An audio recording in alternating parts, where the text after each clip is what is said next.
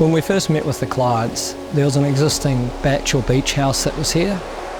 The owners felt like it was a real opportunity to add value and create something that was soft and more relaxed and build on the existing structure.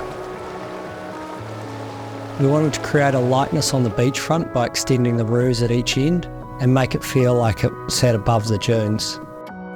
We used a number of cedar battens to help our facades that had a lot of glazing and soften the joinery to the bulk of the house.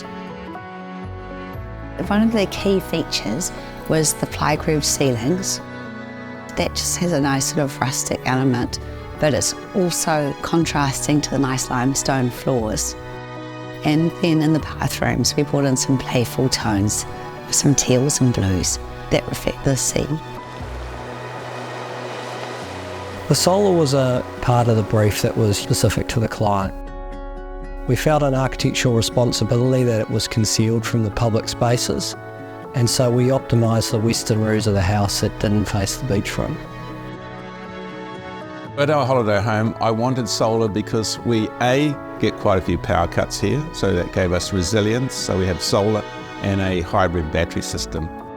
And also a sense that I was living in nature and using nature to power my energy system. So it really was like a virtuous circle.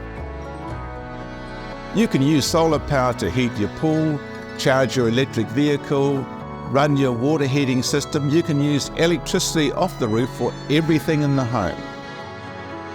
The panels last for 25 years, maybe 35 years.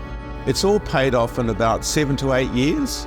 And then we have free power off the roof for the remaining 20 years. So it's an incredibly good investment. We're not changing our carbon footprint on this earth.